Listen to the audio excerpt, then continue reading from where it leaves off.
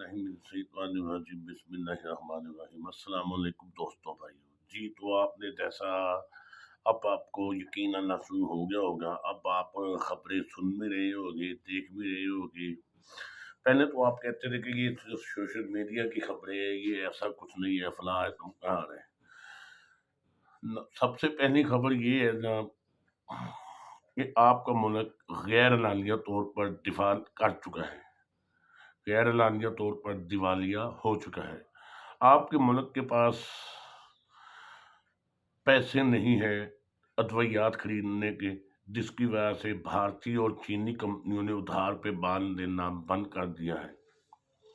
आपके मुल्क के पास अदरक, लहसुन, प्याज वगैरह खरीदने के पैसे नहीं है और 417 कंटेनर अभी तक पोर्ट कासम पोर्ट पर पड़े हैं, बंदरगाह पर पड़े हैं। ठीक है, 417 कंटेनर, जो कि तकरीबन 1.15 अरब डॉलर के बनते हैं।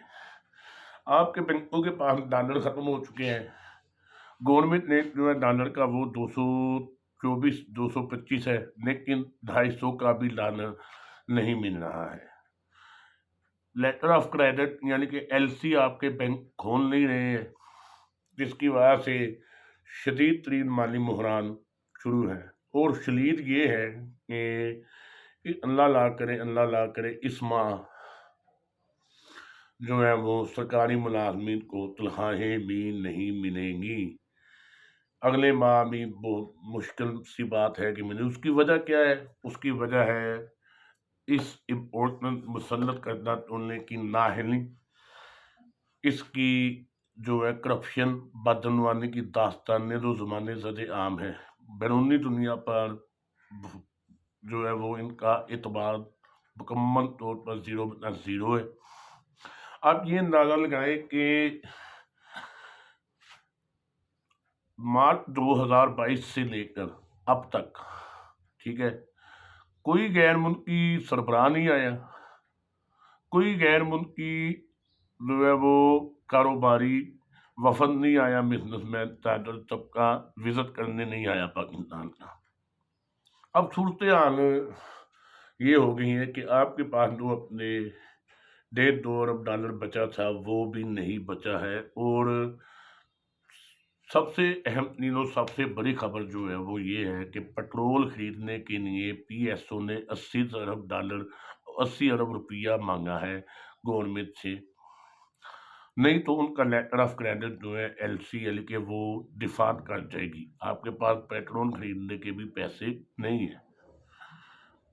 अब हर बार ये बात करता हूँ, मुझे कोई बता दे, मुझे कोई समझा दे, मुझे कोई दिखा दे कि मार्च 2022 से पहले के हालात हमारे क्या थे। अदाद शुमार के जरिए, दलीलों मंतक के जरिए बता दे। कौन सी ऐसी चीज थी जो हमारे पास नहीं हो रही थी? आपके कौमी खजाने में 22 अरब डॉलर पड़ा था, चले 20 अरब डॉलर लगा ले। आपकी एक्सपोर्ट 31 अरब डॉलर तक जा चुकी थी। ठीक है, आपका तजारती खसारा कम हो रहा था। ठीक है, आपका जो है पूरी दुनिया में, बैरून मुमालिक में, ये तारकीन वतन खास तौर पे बता सकते हैं मेरे भाई, मेरे दोस्त, कि उनका वकार, उसका एतबार किस कदर बहाल हो चुका था। आपकी बड़ी सनतों की नमू हो रही थी। फैसलाबाद की और पूरी मुल्क की टेक्सटाइल इंडस्ट्री जो है वो पूरे जोरों पर चलना शुरू हो गई थी। मुझे बताएं ना कि कहाँ पे गलती थी? पूरी दुनिया में महंगाई 23% थी और हमारे यहाँ 12% थी। ठीक है, अब प्रॉब्लम क्या है? अब प्रॉब्लम ये है भाई, आपको ये समझना पड़ेगा, आपको ये देखना पड़ेगा कि तजर्बा कुछ नहीं होता। ये जो कहते थे ना कि नाम एस्टेब्लिशमेंट बाजवा साहब और एजेंसियाँ गवर्नमेंट को चलाती है, सियासी बंदों को चलाते हैं, उंगल पकड़ कर इमरान अहमद यादी को चला रहे थे। तो अब क्या हुआ मेरे जिगर के टुकड़े? अब तो सारी चीज़ें भी सेट थी, 3 बार के तजर्बाकार भी थे, पूरी पूरी मदद भी थी। तो अब क्या हुआ भाई? आपको भारतीय और चाइनीज कंपनी जो है वो अद्वियात का सामान नहीं दे रही, खाम माल नहीं दे रही आपको उधार पे। آپ کے غیر اعلانیہ طور پر دیوالیاں کس طرح گئے چلے؟ آپ کے خزانے میں تو 20 ارب ڈالر تھے، وہ 2 ارب ڈالر 8 مہینوں میں 9 مہینوں میں کیسے رہیں گے؟ آپ کے پاس تنخواہیں دینے کے پیسے نہیں ہے، وہ کیسا ہی ہوا؟ ہر چیز کی قیمت 3 گنا بڑھ گئی، وہ کیسے بڑھی؟ کیوں بڑھی؟ آپ تو تجربہ کار تھے، آپ کی تو ساری عمر اقتدار میں گزری ہے، آپ نے تو بڑے تعلقات بنائے تھے سعودیہ سے، امریکہ سے، جس کے کہنے پہ آپ نے سب کچھ کیا۔ پھر آپ کے ساتھ کیا ہوا؟ اگلی تو بات ہے نا، وہ بڑی خطرناک ہے۔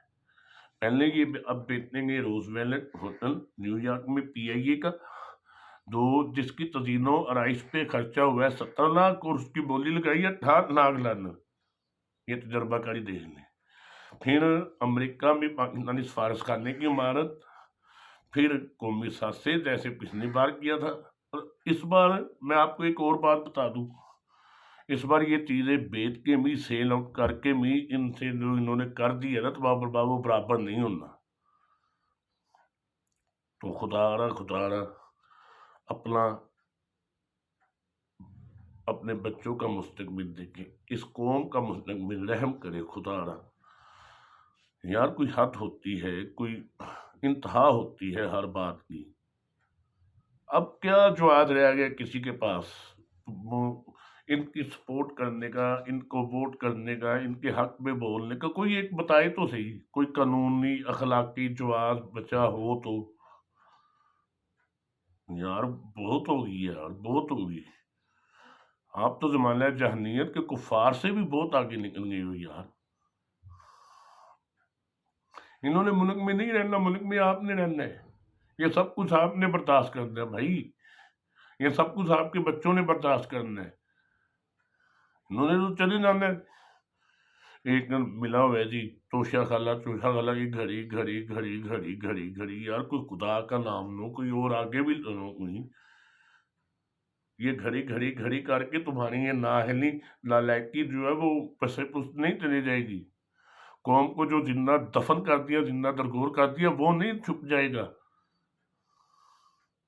مجھے بتاؤ میں کس کو گناہگار کہوں، اور میں کیوں نہ کہوں کہ 1100 ارب روپے کے اپنے کیس معاف کرا لیے، 12 ارب ڈالر جو ہے وہ لے گئے حاجی صاحب، اور آگے جا پہ بھاشن دیتے ہیں، واہ ایمانداری کا، محنت کا، سبحان اللہ۔